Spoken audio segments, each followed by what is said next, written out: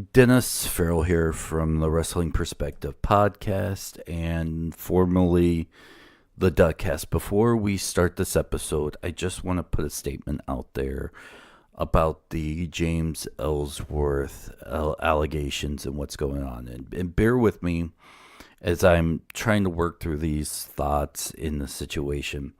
It's unfortunate for everybody involved. I've said it many times, and I will continue to say this, guilty or innocent. I hope justice is served, whatever that means. I don't know if he did it, and I don't know if he did not do it. But myself and Petey Williams sat down and discussed it, and we came to the conclusion that it's best if we part ways with him. We've deleted every episode of the Duckcast that James and I have done, and unfortunately there were some really good episodes, but in light of the allegations, we could not, in good faith, keep these episodes up. And like I said, bear with me. It's crazy, unfortunate, and I hope I can believe that the best in people, and I've had conversation with him, and I hope what he told me was true. I'm not going to divulge that right now, maybe for at a later time. But I hope what he told me was true. But in these situations, I don't want to alienate the victim at the same time. So we are citing on the side of caution, I guess, here, and just parting ways. The Duckcast will be no more. I don't know if he becomes innocent. I don't know what the future holds. I don't know if it will come back. I'm going to guess no. He's got some things to work out, and it's going to take a very, very long time. I'd like to think that I'll find another weekly show to plug into the place with another wrestler to give you different insights. I don't know if that's going to happen or not. I've reached out to a few people. Unfortunately, I've taken some backlash in the situation just being associated with him. I had no prior knowledge, by the way, based on this. We all have heard the rumors in the innuendo, taking that one from Conrad, about his social media activities. I'm not going to speculate. I'm not going to throw my 2 cents in. I just want to apologize to the fans, especially if you're a Duckcast listener, that as a fan that you're put in this situation. As a listener, hopefully you guys will stick around and listen to the Wrestling Perspective with Petey and myself. We're doing the best job that we can in a weird, horrible, unfortunate situation to move forward. This is the last statement we'll put out. I'm sorry. From the bottom of my heart, I am sorry that this happened to everybody involved. I'm sorry to you, the fans, that we had to pull the past episodes. It just seemed like the right thing to do. Is it a knee-jerk reaction? Yes. Is it the right reaction? I feel like it is. And if you're mad that I pulled the episodes, I'm sorry. I think it's just the right thing to do in this situation. Distance ourselves as far from James Ellsworth as possible right now. I hope that in the end, I don't know what I hope. I don't know how to feel, what to say, what to do. I just don't know. Okay, I'll be honest with you guys. I feel for the victim, and not just this victim, but any victim, past, present, or future. I feel for her family, what she has to go through. True or not, it's unfortunate. And, I hope James is innocent. I hope a court of law will find him innocent. If it goes to trial, we spent the better part of 6 months becoming friends. This has happened. I don't know where our friendship stands. I've talked to him. He's got a lot of things to work out, and I'm sure the future of our friendship is the least of his worries right now. We put everything on hold, and that's where it stands. I'm going to be 100% honest with you people.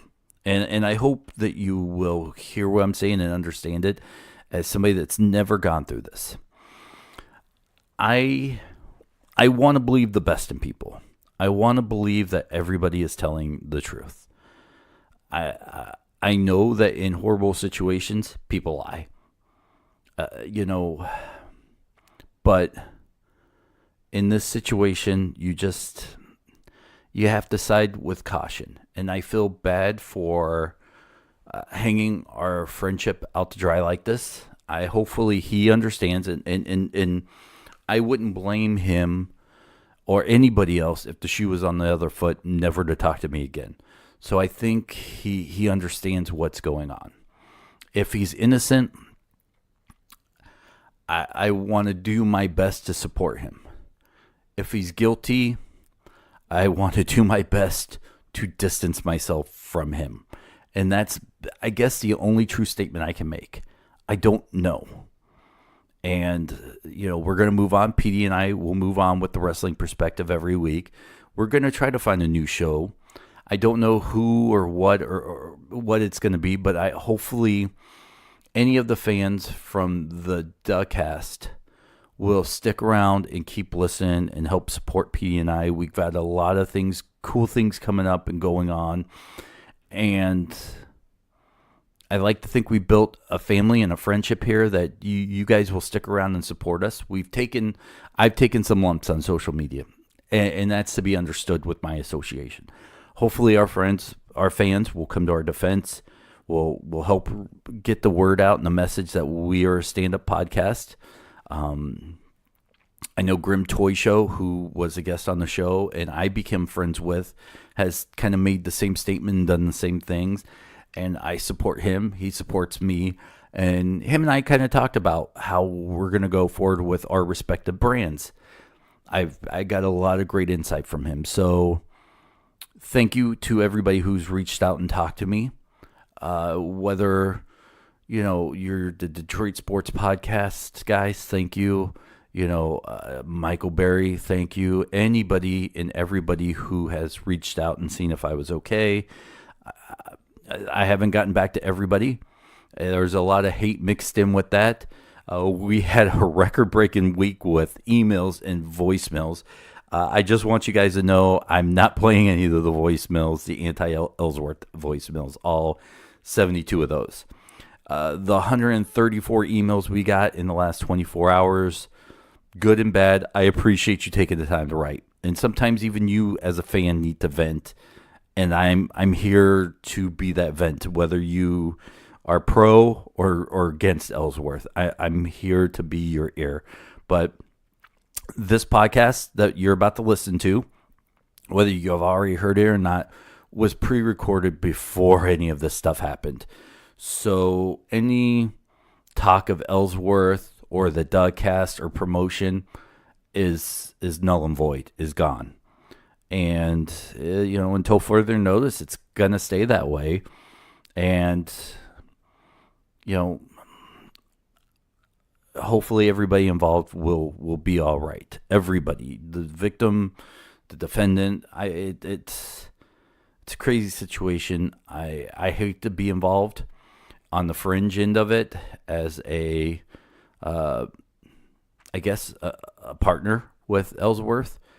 And I hate that our fans who listen every week, who've downloaded, who've supported us, I hate that you guys are put into that situation too. So as a business owner here at Wrestling Perspective, I want to apologize to you guys. So thank you. Hopefully you'll continue to support and enjoy this podcast.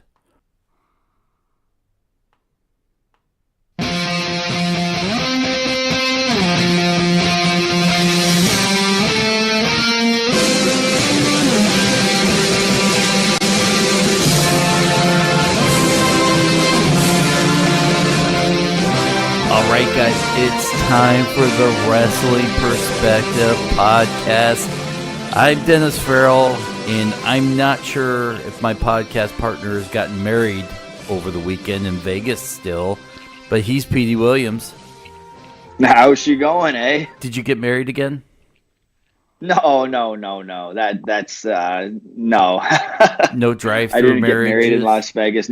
No drive-through weddings, nothing like that. But I tell you, Dennis, man, you been to Vegas before? Yes, I went for my first time. Here's a amazing story. I went for my first time last year. I'm 41 years old now. You can wish me happy birthday in a little bit. I'm 41 years old. I went for my first time last year. I got into a ton of trouble. I spent, I spent in 4 days $1,700. My wife was not happy. Yeah, thank you. That was, my wife was not happy at all with me, and I barely gambled. It was mostly restaurants and drinks. I didn't realize until the last day that there are two Vegases. There's New Vegas and Old Vegas. And Yep. And if you get in the Uber, spend $6, go to Old Vegas, everything is quarter the price. You could get those $1.99 steaks that you hear about and all that stuff. Had no clue. I'm eating, $200 dinners every night. Well, Vegas, I love it. I've been here, I don't know, like a half dozen times. I love this place. Like, I really do. I've still never wrestled in Las Vegas. But I don't know. The air is really dry here. Like, I have a nonstop, like, bloody nose and sore throat. It's just, it's super dry here. So, but we're having a good time. We just got finished our last set of tapings, and they've been really fun. I love doing it. Let's start with Let's start with getting into Vegas. You're getting ready for your first show, because you and I have not talked at all. Usually, when you go on a trip, we're either on the phone talking or texting like crazy. But this time, you're kind of MIA. I didn't know if you'd wake up in a bathtub full of ice and your kidneys missing. No, we're just off the Strip. We're not on Fremont Street in the Old Vegas or the New Vegas, but we're right off the Strip. But it's just, I don't know where to start.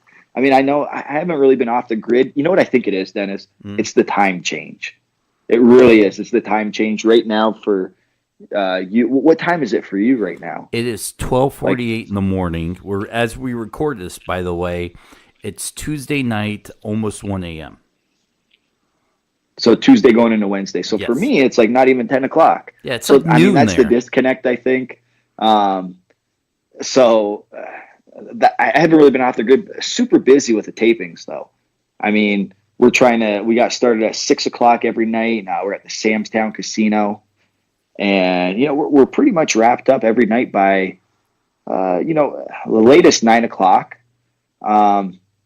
And just chaotic days. It's just pumping out like 12 to 13 segments, a lot of pre-tapes and stuff. We're filming for, how many shows did we film? 1, 2, 3, 4, 5. I think 6 weeks in the 3 days. Wow. And one of them was our Thanksgiving special. What's going to, obviously going to air on Thanksgiving. And I love doing the Thanksgiving special because, it's a lot of recap. A lot of like pre-tapes. What we usually do for the Thanksgiving Day special is this year, and it's the second annual Eli Drake Gravy Train Turkey Trot is what we call it. And Eli Drake has been in the match for the past 2 years.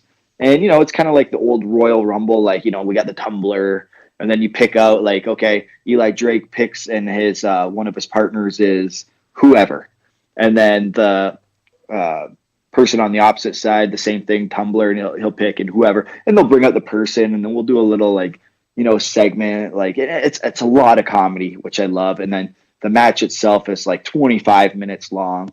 With commercials, it's probably like 40 minutes or 35 minutes. And it's a lot of fun. Like we kind of throw the storylines and stuff out the window, and we just have fun in the match. Like, it's not like, I don't want to ruin anything for you or for anybody, but if you get a chance to, if you're not doing anything at 10 o'clock on Thanksgiving, watch Pop TV, because it's a fun match to watch. It really is, because they do a lot of comedy in the match, which is really good, and they do a lot of like good wrestling as well. So it's a good mixture, and I loved watching it. The commentary with Don Callis is hilarious on commentary, and just playing to everybody's characters. It's such a good time. I never laughed so hard just watching this thing in the truck. It was great.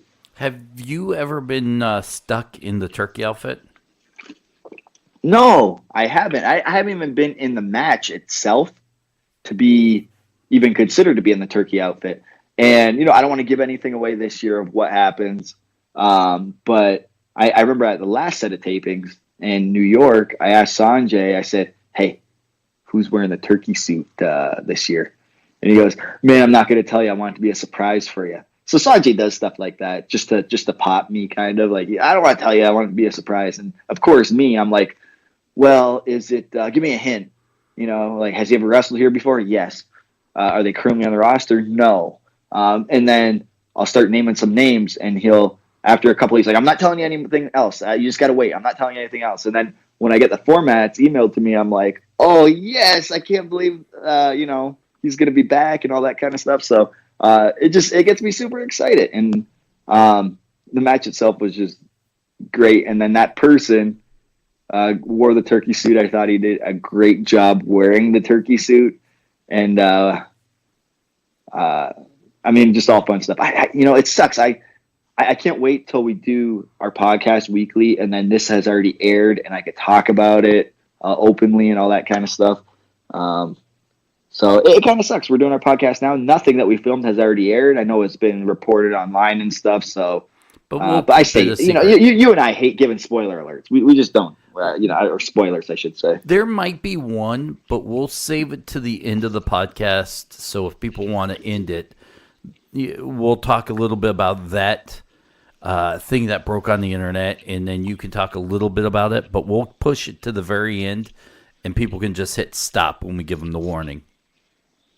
All right. Yeah, that sounds perfect. Let's do it that way. I like your setup, Dennis. Let's before we get back into the Las Vegas stuff, let's talk about this TV deal. It's been a hot topic on dirt sheets and writers on the internet this week about how, I guess the Pop TV contract is up in December, maybe December 31st. I'm not sure. I didn't read it. I'm not even going to lie to you.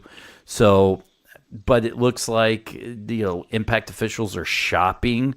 I'm doing the finger air quote thing. You can't see me, but I'm doing it, as everybody is doing it too. Shopping your product around. What have you heard backstage? Nothing much. I'm not really privy to those conversations. Like, I'm not privy to the contract conversations, money stuff, and anything like that. But that makes sense if you look at any television. If you just look at WWE, they're on USA Network, and then they're going to Fox now, some Fox affiliates or whatever. That's normal for a company to shop around and stuff like that. So that doesn't surprise me that would shop around to other companies and all that kind of stuff. But Pop TV has been our home for quite a while. I feel, this is just my feeling, okay, Dennis? So when people pick this up on their news sites and stuff like that, this is just my feeling. It's not like, oh, this is reported. I feel after December 31st, there's still a potential that Pop TV would still have us on. I don't think I honestly strongly feel that we won't be without TV, pretty much. All right. Whether it's on Pop TV or somebody else. Have you been privy to any TV talks? I'm not going to ask you. No. Okay. So I won't ask you anything outside of that. I just want to ask you, have you been in any of those meetings? Or TV meetings? Yes. No. I mean, so if there's going to be meetings when it comes to that kind of stuff, like just going back to when we had Scott D'Amore on our podcast, he talked about when they met with WWE and stuff like that. That's like a Scott D'Amore. Maybe I don't even know if Don does that, but like that's a Scott D'Amore, Ed Nordholm type thing that they're gonna have. Like even Sanjay won't have a hand in that. He won't be at the meetings. He'll know what's up, but he won't be in the meetings. That's not his role. His role is head of creative and so forth. And same with Jimmy Jacobs. So that's like a Scott D'Amore type thing. By the way, I wouldn't be in any of those meetings. And by the way, clear this up for me because I got into I'd use the word tiff, by the way, in one of the Impact chat rooms that I hang out in because I like to hear what the fans say. Great Facebook page, Impact Fan Nation, I believe it was. And I went back and forth with a guy who swore up and down because the WWE is going to a tier system that you guys will give them your weekly show to air on their WWE network. Wait, so you're saying that on this website it's been reported that No. It's a fan Impact Facebook page. And he's okay, so this web okay. So they're saying that they believe you guys will leave TV and either license or sell your TV, weekly TV, to WWE so they can air it on their network. That seems a little ridiculous, but nothing surprises me in wrestling, I guess I could say. But I don't see. Wow, I mean, it's kind of shocking. I mean, I don't think that would happen. I really don't. I don't know why. Would you be disappointed? That's a good question. I know. I mean, part of me would be like, yeah, because essentially, if that was the case, then that means WWE bought us out, right? I mean, that's what it would mean. We'd be on their network and underneath them, and then their guys would come over and handle our business and run our shows. That's what it seems like because they own us. That's what it seems like this person would be saying. I don't think WWE would be like, yeah, okay, you run all your own stuff, just you're going to air on our network. No, anything that airs on our network, they want a hand in, I would say. Right. So that would disappoint me because then, okay, all the creative and stuff like that, it's going to pretty much be just another WWE show, just with the Impact brand on it. Kind of like they did with ECW, like it wasn't the real ECW, like they aired it and you could tell it was the WWE version of ECW. So that would disappoint me in that sense. In another sense, I mean, would it okay, yeah, now we have a different amount of funding. We have a home, all that kind of stuff. Then there could be some cross promotion. Like you could see WWE guys come up on Impact TV, see some dream matches and stuff. That would be the cool part that I would really enjoy to watch. But I highly, highly doubt that will happen.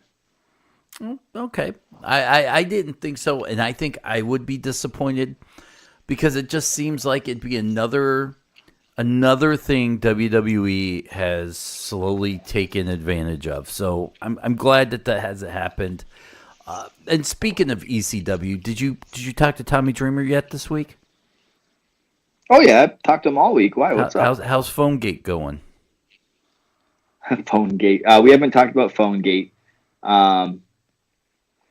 We've just been talking about other things and all that kind of stuff. Because I'll be honest, I tried to get him on the podcast as a surprise to you. And I thought it'd be funny since if you go back and listen to a few episodes ago, Tommy basically big-timed you. We were at a merch table. I kind of called him out, which I don't want to say backfired, but it was great because you two started kind of yapping at each other. And to get you back, then this has nothing to do with Tommy Dreamer liking me as a person or Tommy Dreamer wanting to be my friend. Tommy Dreamer gives me his phone number. And he's like, text me anytime. Now, I'm smart enough to know Tommy Dreamer, if I walk by him again, he'll never remember me. He'll be like, hey, you, come over here and buy this shirt for me. So I know that was a move directly to get back at you, Petey Williams. Yeah, and Tommy does that. I mean, he likes to pull ribs on the boys and all that kind of stuff. But no, I mean, it was great hanging out with Tommy at this set of tapings. He had, man, I don't really want to talk about what he did, but don't talk about it. Yeah, but I mean, our interactions backstage is, even though I'm an agent, I ask for advice from Tommy. I'm like, hey man, I need help with this. What do you think? And Tommy's great at giving advice. Like he's been around for a very long time, and he says, this is what I would do, and all this kind of stuff. And you got to remember, like, Impact Wrestling is ran differently backstage than WWE.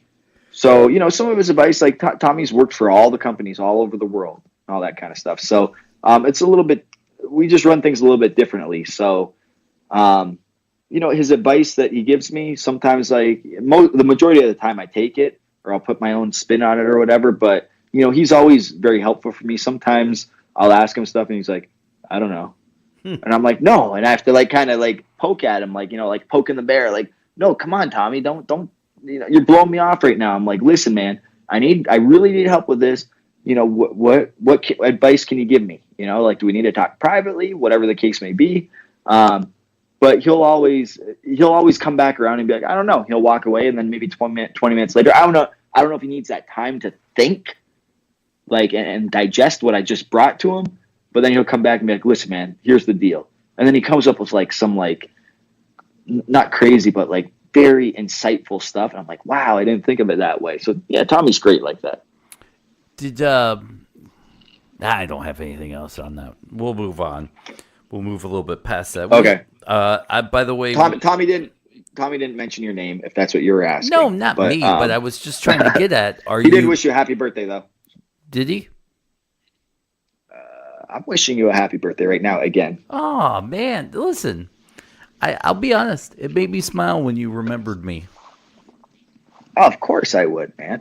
So of course I would. The three most important people in my life is Petey Williams. Yep, number one. Yes. My dad and my mom. Now, okay. Out of these three people, only one of you three wished me a happy birthday.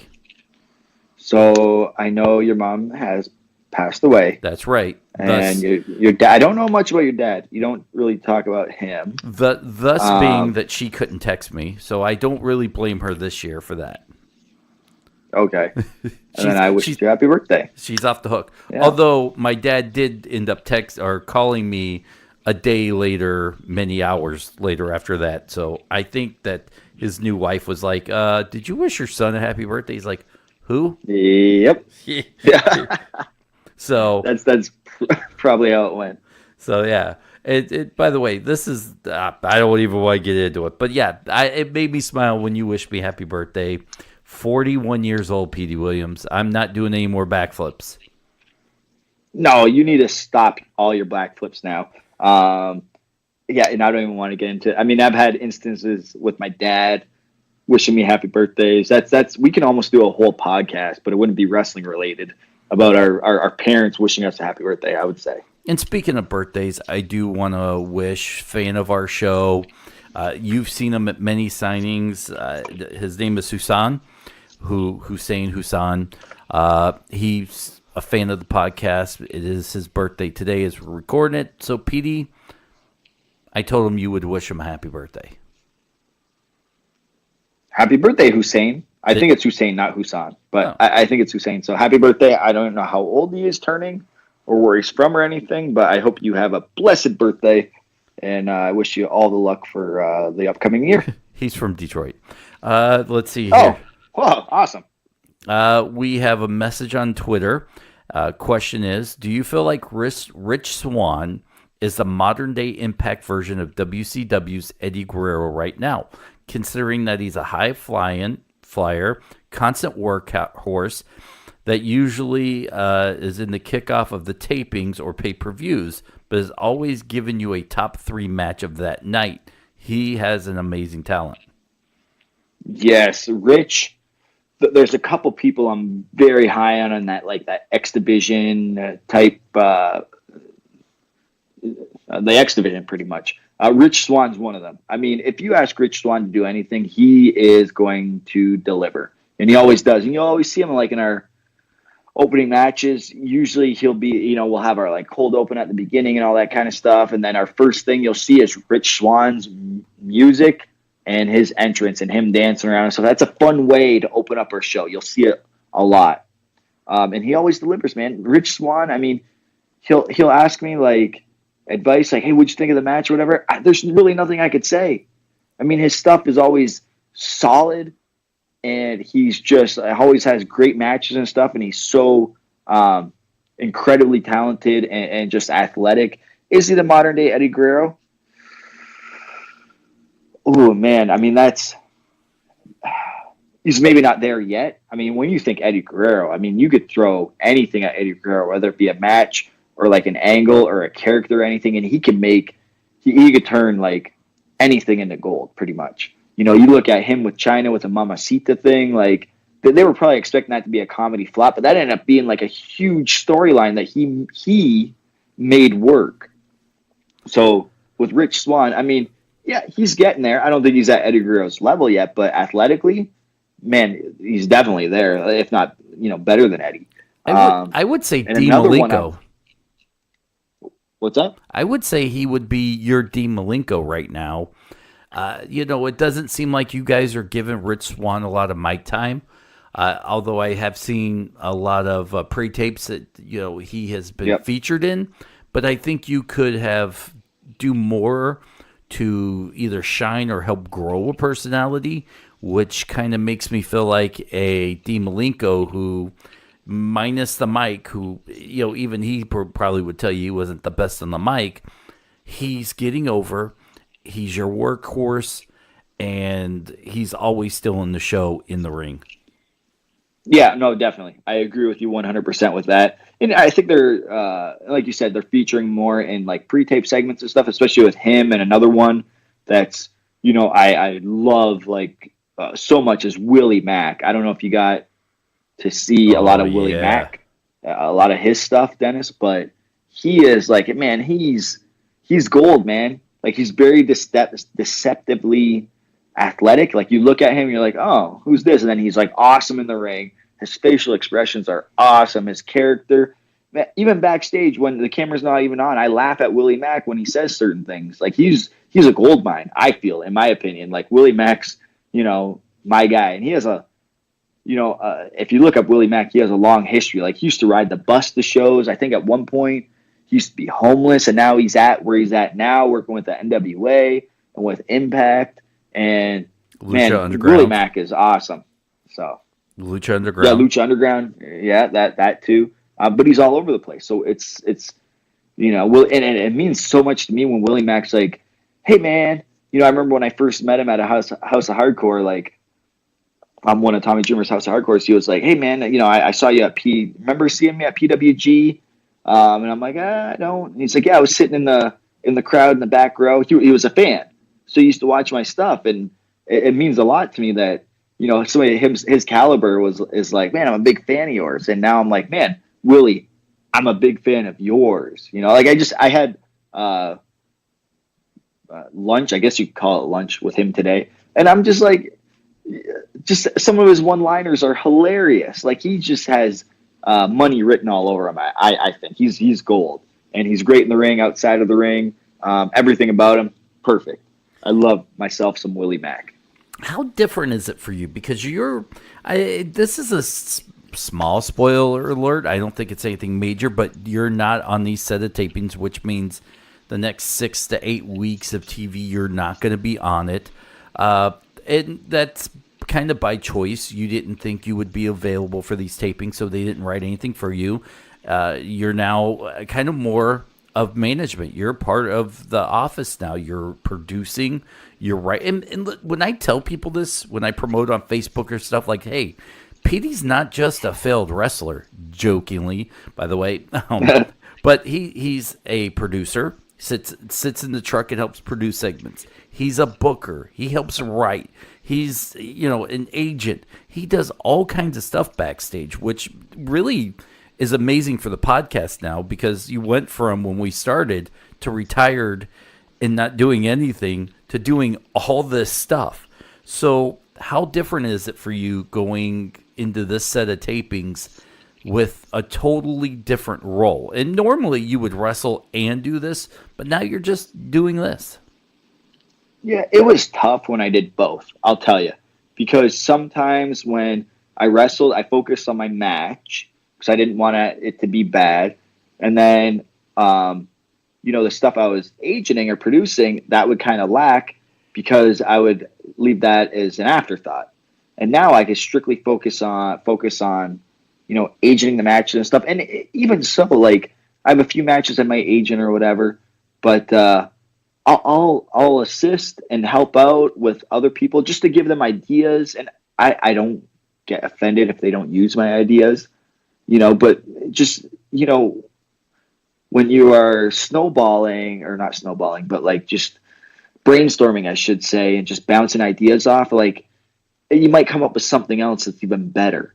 So I'll even talk to other talent that it's not my match at all, but knowing what's going to happen in the match, like, hey, what do you got? I might have something else that I can kind of throw at you or whatever, to see if like you like that and all that sort of stuff. So yeah, I like having my hand in a lot of things.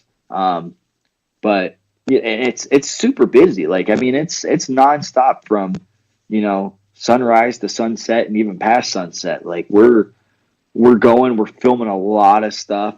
And, once the show gets rolling and stuff and I got to eat and I might be walking and somebody like, hey, did you see my match? And I didn't even have their match. Or like, yeah, I saw it or part of it or whatever. And I give them that advice. So, it's nice to see that, I'm in that role now. I remember I used to be the wrestler that would ask, the other agents, hey, did you see my match? What can I work on and stuff? So it's really surreal for me, that transition. And even when I'm putting together stuff, like when I put together my own matches, like I wouldn't really get goosebumps or anything. But now sometimes when I'm talking about these ideas and I know what our in-ring talent can do and how they can perform, and I'm just like visioning it in my head and I'm talking ideas with them, like I'll get goosebumps. I'm like, man, I could see this. This is going to be great.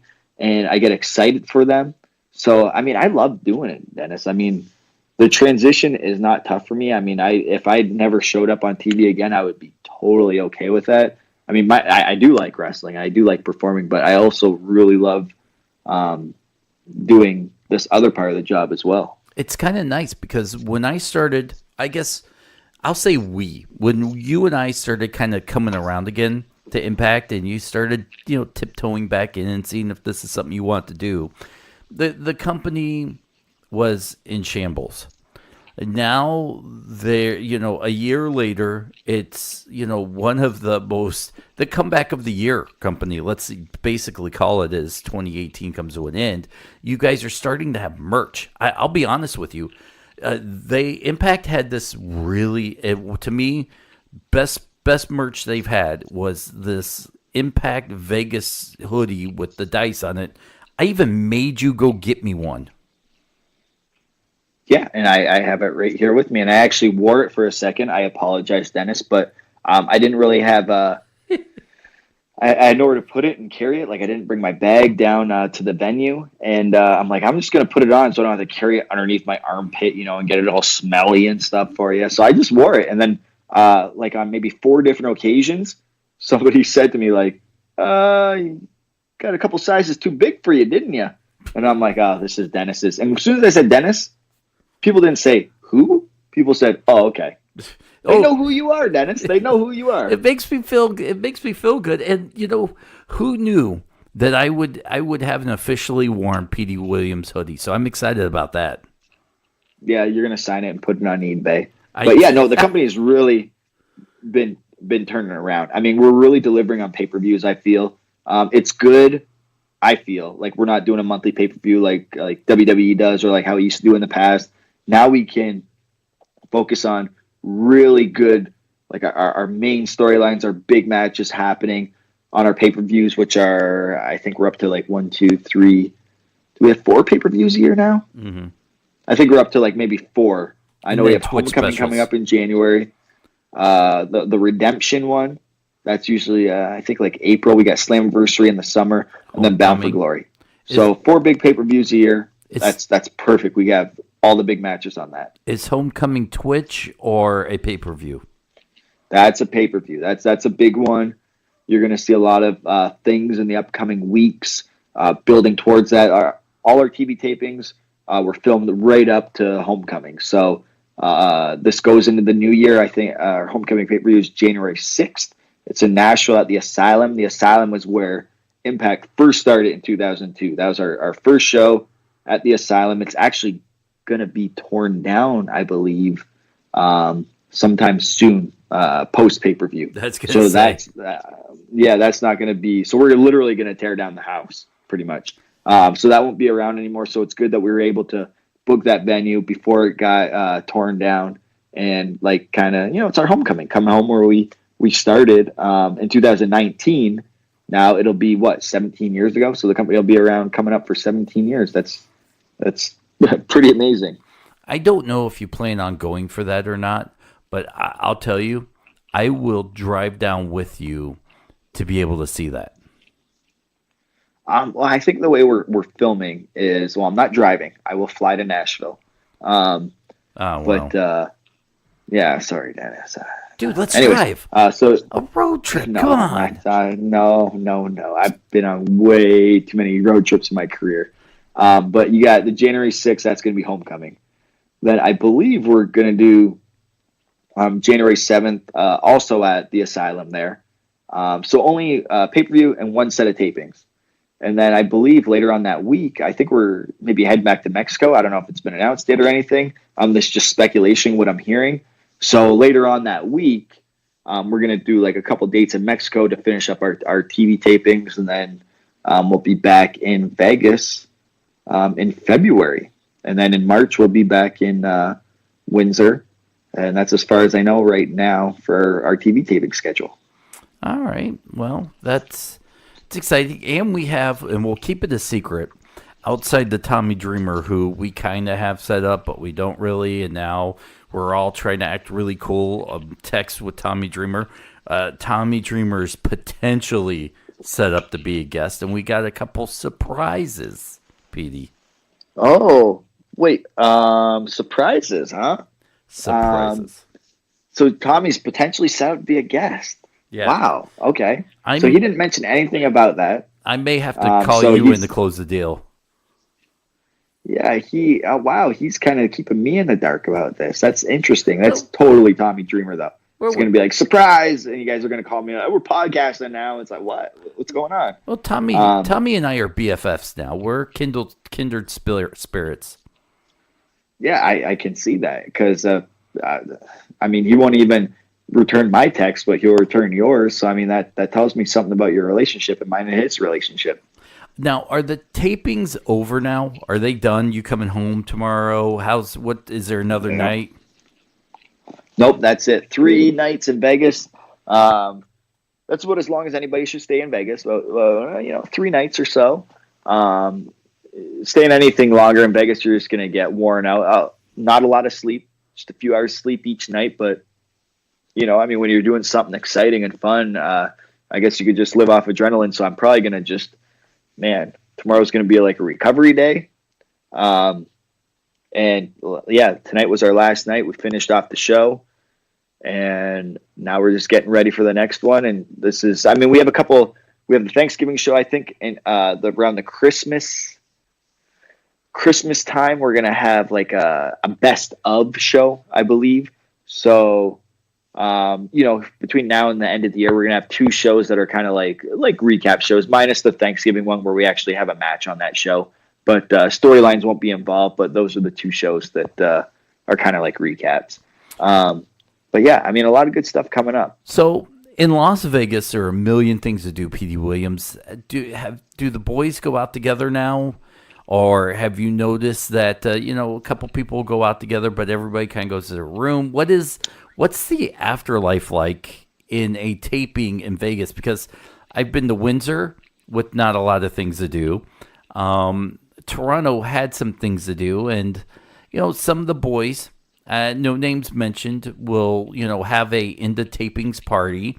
What was the vibe and the afterlife like in Las Vegas?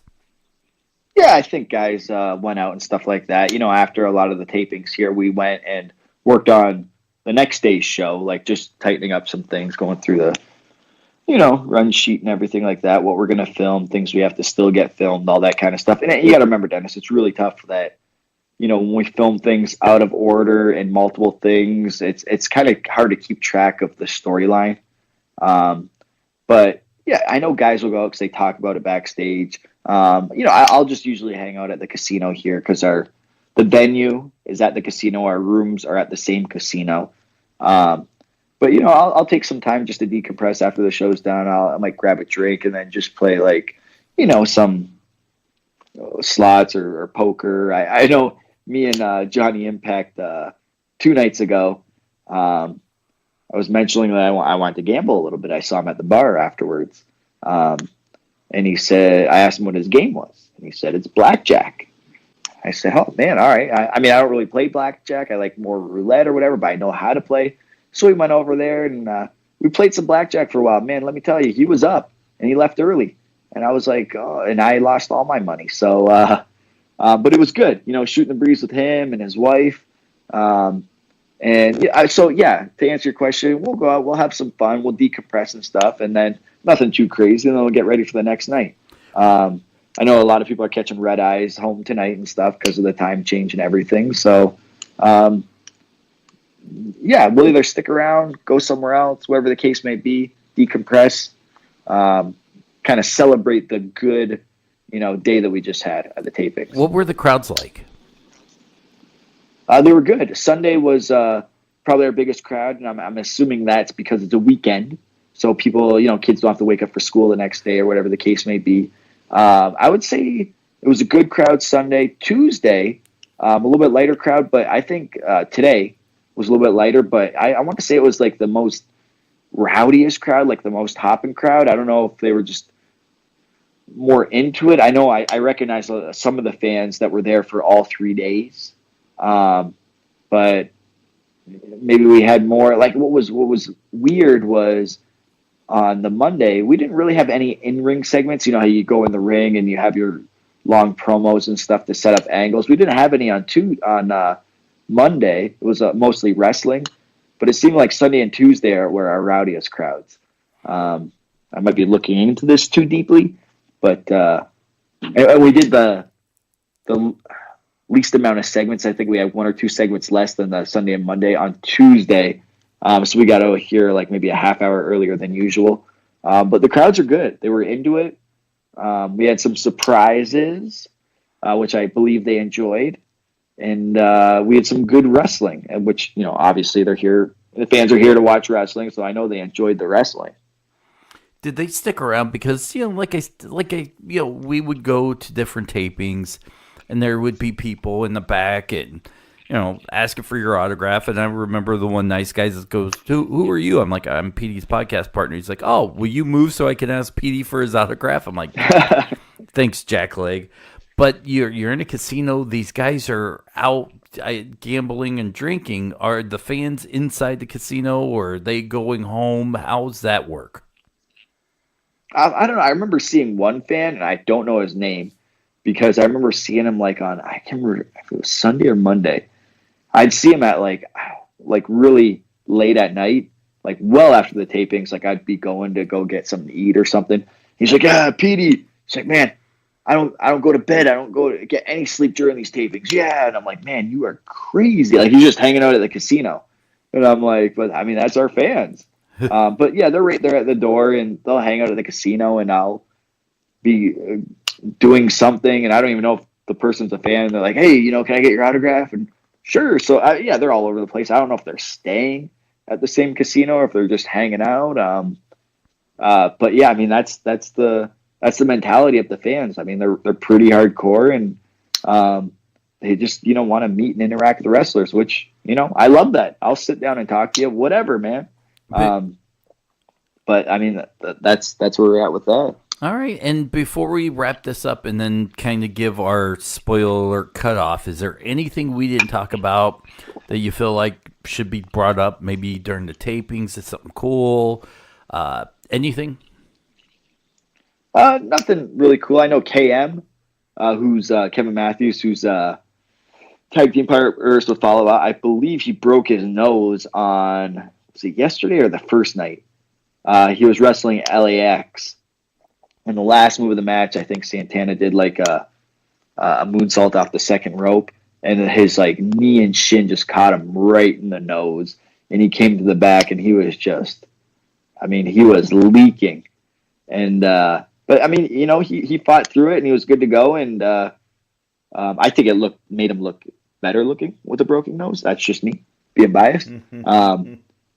So we had some injuries and stuff. I know I was just talking to Brian Cage earlier tonight, and we were talking about his match from yesterday. I didn't see his match tonight, and at one point he did like this discus clothesline or something, and then afterwards he dropped to the mat, and his sell on that was like, I was in the truck and I was like, is he really hurt? I've never seen him sell like this before, but it was great. It was a great sell. I'm like, I think he should sell like this all the time. And I asked him, and he actually did say like, yeah, I kind of messed up like, my shoulder on that. And I said, dude, you have to like sell like that all the time. Cause it actually looked great, but it was an actual pain, and it was phenomenal. So, there were some minor injuries and stuff. Really good matches. Nothing, I don't know if there was anything super noteworthy where I was like, oh man, I can't believe that happened. But like the Thanksgiving, I don't want to give it anything away with the Thanksgiving. I don't know why I keep doing on that, just because it was so different and there was comedy and stuff. But even the ref got involved and everything, and man, it was so great. You have to tune in on Thanksgiving, Dennis. You really have to. I will. Maybe I was there. How about that? Okay. Yeah. Sure. We definitely got to do, and I can't wait to talk about all this stuff after it airs, and then we can talk about it on the podcast and everything. But it's tough too, because I'll say spoiler alert right now. Okay. Wait, so one more thing. Okay. Before we go into the I want to say something else about something. So, we're going to have a group debuting. They're kind of indie darlings, the Rascals. So I'm really excited about their group and their character and stuff. They're really phenomenal wrestlers, and their pre-tapes are going to be hilarious. And that's all I'll say about that. But I'm super excited about them, and I say they have a big future in Impact. Now, one more thing before we move on to the one last spoiler alert. I know that you're not a super duper cartoon character guy, right? You're not a Marvel comic book guy. Okay. Stan Lee passed away, the creator of the Marvel Universe. As you know, really? Yeah, you're in Vegas, so you miss a lot of things. It happened just yesterday on my birthday. Oh. Yeah, well, people are trying to take away from my day, I guess. He's 95, lived a good life. Anyways, I did this earlier because I had this saved up, and Ellsworth thought it was great, and he wanted to play this game. And I don't know how well it's going to work with you. This is one of those instances where I wish Brian Cage was with us, because he's a comic book nerd like me.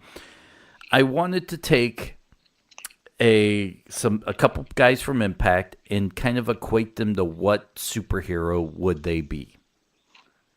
Oh man, what superhero would they be? In honor of Stan Lee. Let's start with like Brian Cage. I think the easiest would be Incredible Hulk, but I would say Thanos. I would say Thanos, Incredible Hulk, maybe like a Bane. He'd make a good Bane. He'd put the mask on him and stuff. He did a cosplay Bane. Yeah. So yeah, Incredible Hulk would be a good one. Him painted green, definitely. And then Thanos, sure. He's more of the villain of the superhero, but if I'm looking at good guy superhero, definitely Hulk or Bane was a villain too. But yeah, I would definitely say those. I can't think of anything else except for those maybe three characters. Johnny Impact. Do you want me to go first? Yeah. I would call Johnny Impact your Captain America. Oh, you know what? That's a good one. I didn't even think of that. That's perfect. What else could he be besides Captain America? Maybe I wouldn't call him Wolverine. Maybe Iron Man. I want to say, man, who would be our Iron Man? Man, Captain America is a really good one. I don't even know if anything could. I can't see him anything other than Captain America, but Iron Man, possibly. Let's see. Desmond Xavier would be Spider-Man. Yeah, I was thinking. That's actually what I was gonna say. Spider-Man, maybe. Maybe like even with his new character, I would even say like Ant-Man or something like that. Ooh, not a bad one. What's that? I said that. Yeah, that was a good one. Yeah. Eddie Edwards was a difficult one because at first I want to say maybe like a Wolverine, but I don't think he's gritty enough. So I would maybe say for a Eddie Edwards, that's tough.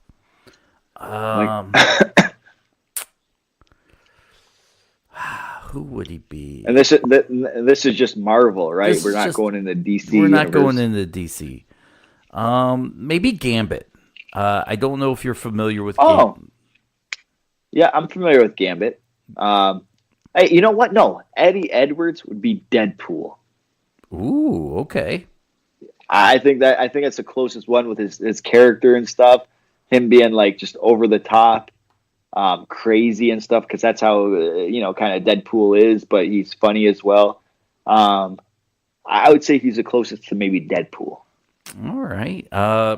Eli Drake. Now this is. I went back and forth when I started playing this game in my head because, I really think that Eli Drake would be like the perfect Star-Lord from Guardians of the Galaxy. Oh, yes.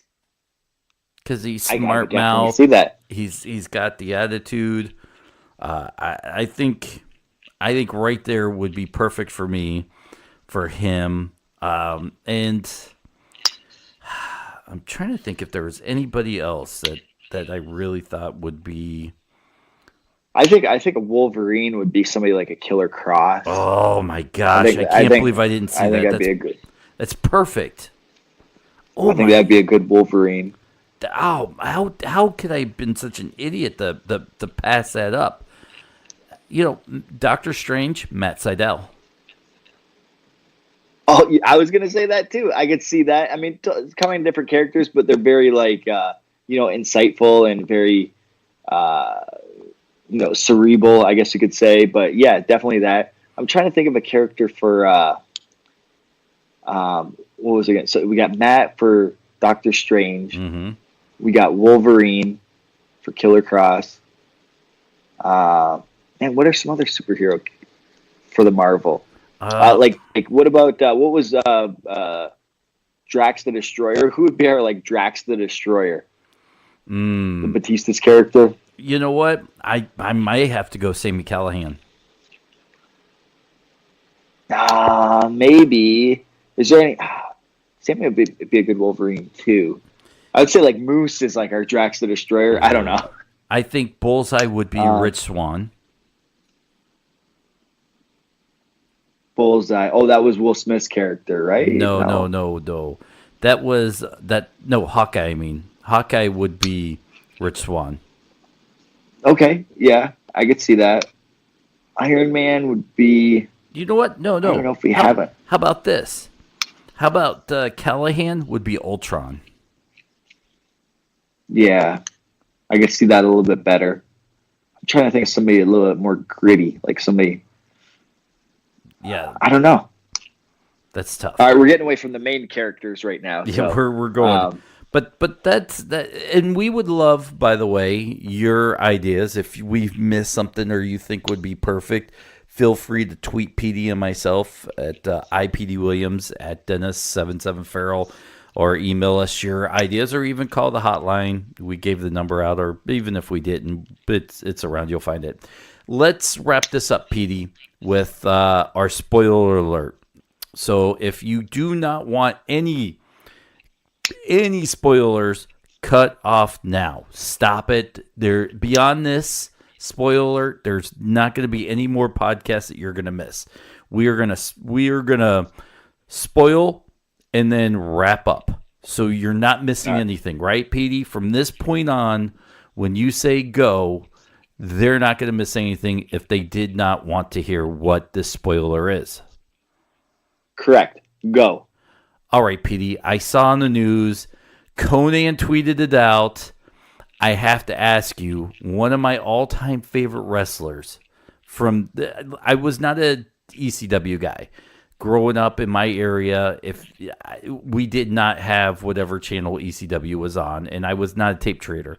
But when this guy got into WCW, it changed my wrestling world, and I'm talking about Raven. He was backstage. Talk to me about that. Yeah, Raven. I mean, he former Impact wrestler.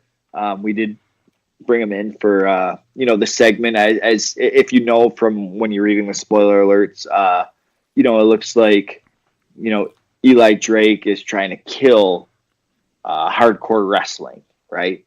So who do you think of when you think of hardcore wrestling? You think of like guys on a roster like Abyss and Tommy Dreamer and now Raven. So Raven came in, kind of made himself known. We have some backstage pre-tape stuff that we filmed that I don't want to give away because the fans don't know about it yet. Right. I don't want to spoil that. But yeah, no, Raven did come back, as part of this angle, and it was really good seeing Raven again. And I think I didn't get to see the segment. I was busy doing other stuff. I really wanted to see it and how the fans reacted and stuff. I know they acted well; they could hear them react, but I actually wanted to see it. But yeah, he came back during the whole Eli Drake, Tommy Dreamer thing, and what they're trying to do with all that hardcore stuff. And it's going to be great. I love it. It's going to be great. Now, is this a one-off? Is after this set of tapings, which is 6 weeks, a lot of TV, by the way. Is he gone? Do we not see him again, or is there future plans for him? I'm not sure because what they say, like sometimes we book people for like a one-off, but we're like, man, that went so well, and then your creative juices start flowing, and then you're like, oh, we can do this and this, with him and all this kind of stuff. So you never know. I don't want to say one-off, and then he comes back after that.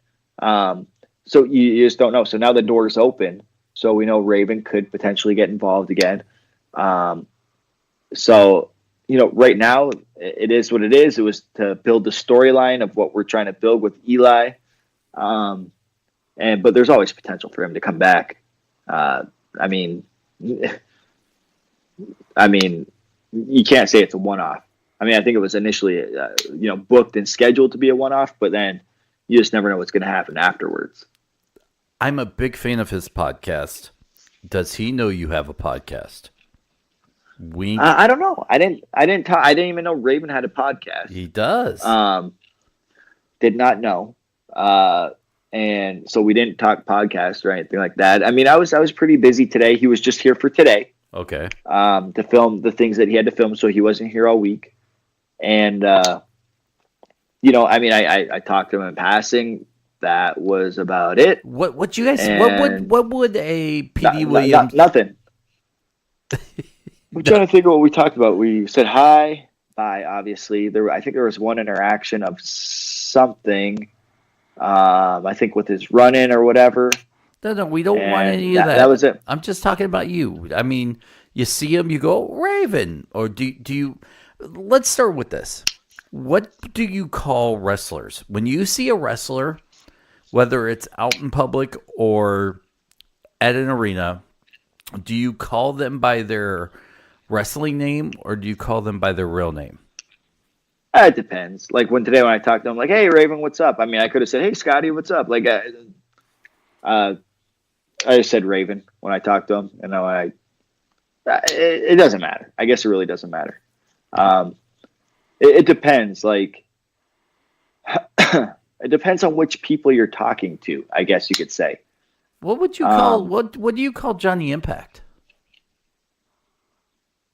John or Johnny, like, All you right. know, because that's his name. You know, I'm trying to think of who I don't call their actual wrestling name. Eli, I never call him like Sean or anything like that. It's just Eli. Mm-hmm. Moose. I don't even know how to pronounce Moose's name, so I always call him Moose. Abyss. Sanjay, there's a you know, I might call Sanjay his real name or Sanjay. Jimmy, you know, I'll call Jimmy or his real name. It depends. It really depends on the situation or whatever.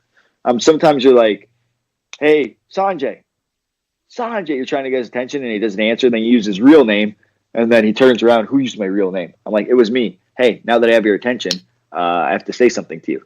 So yeah, it depends. There's no, like, for me, set rule in my head.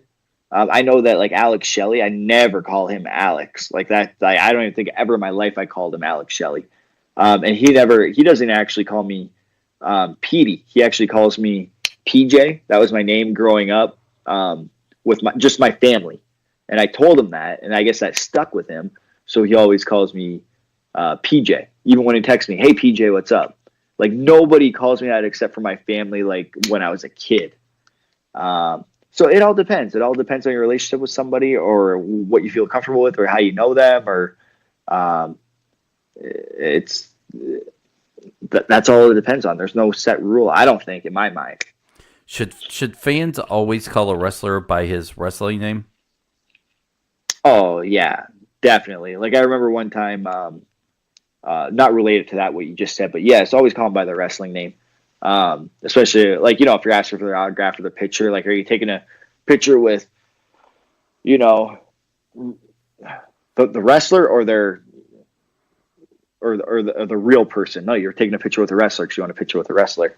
I remember one time Chris Sabin, he introduced himself by his real name, and you know, he wasn't like a big star yet. He was just starting off. And then the person that first met him, he's like, hey, you know, I'm Josh. He's like, hi, Josh, I'm so-and-so. And then he makes his round, and then he was thinking, like, hey, man, who's this Chris Sabin guy I hear all about?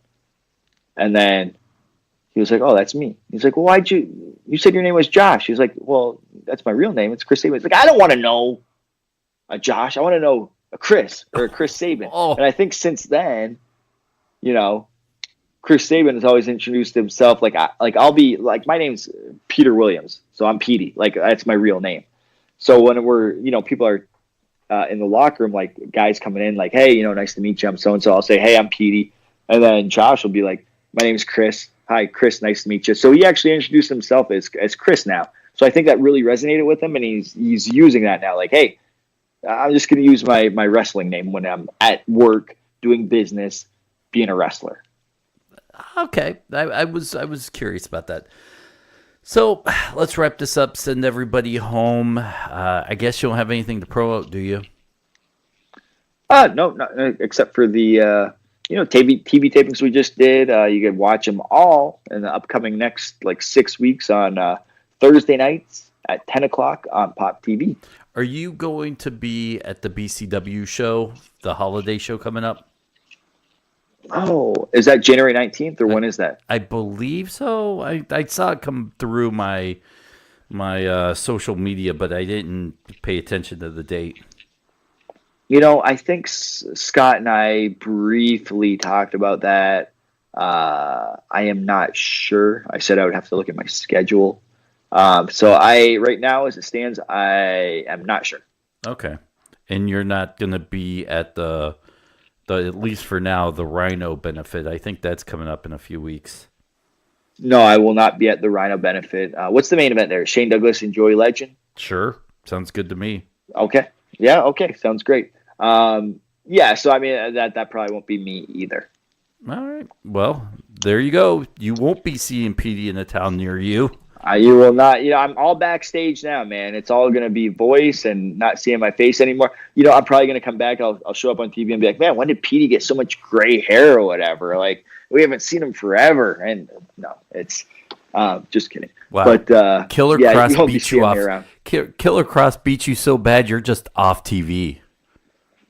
Hey, I came back well after that. I mean, he beat me bad in June, and then I was at Slammiversary, and I think the last time I showed up on air on television was in September in Mexico. Who Me, beat you Puma then? King, Jack Evans, and Trevor Lee. I think that was the last time. No, and then I had a little pre-tape with Scarlett or whatever, but that was the last time I wrestled on TV. So back in September. So it's okay, because then when I do come back, it'll mean more. Trevor got the final laugh on you. No. Oh yeah, No, I don't think so. You threatened to take Trevor to wrestler's court, and Trevor's like, you know what? I'm just going to get you taken off TV. Yeah, that's what he did, right? That's what he Yeah, did. I guess the last laugh is on me, right? All right, guys. So if you enjoyed this, make sure you check out WrestlingPerspectivePodcast.com. You can get this and the Dougcast with James Ellsworth. 2 great shows on one feed. So you don't just... Yeah, I know, right? Unless you just stubbed your toe.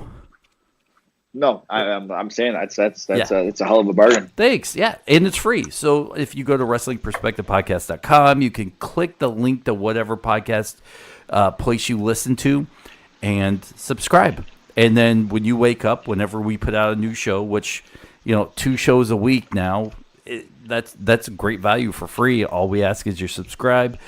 Be part of the show. You can tweet us, at WP_pod. Petey Williams, Dennis 77 Farrell. You can email us at wrestlingperspective@gmail.com or go to wrestlingperspectivepodcast.com and just send an email from the website. We have a hotline you can call. I think it's, I don't even remember at this point. 231-930. What? You're just giving random numbers right now. Yeah, but you can find it. Listen, I'll 231-930-2053. See, okay? I wasn't. That's the podcast. Yeah, that's the hotline number. See, I wasn't just doing random numbers. I was actually going to do it right. You ever see those people? It's like, 231-930-2050. 53. So yes, you can call that number. Leave a voicemail. It sounds like you might have called the wrong number, but it's not. It's a robotic lady. It is a voicemail. Leave a voicemail, your name, where you're calling from. Be part of the show. That's all we ask. And here we go. We've got some exciting things coming down. Some secret guests coming up. Petey, listen, it's like 2 a.m. here in Detroit. It's like noon in Las Vegas. You can go sit out by the sun right now. Yep. So... enjoy, get some sleep, get home safe, because I really want that hoodie. Yeah, no, I'm gonna make sure I check it. No, I'm not gonna check it. I'm gonna carry it. You're gonna carry it. Make sure that it doesn't get it doesn't get lost in the luggage or anything like that. And it'll be there for you, pressed, dry cleaned, all the above, and it'll be delivered to you. Are you gonna deliver it? Because you do owe me a trip out to my house now. When you come to my door, I will deliver it to you at my door. Oh, that's painful. I get what you're saying, by the way. All right, guys, that's this week's Wrestling Perspective. Enjoy. We'll see you next week.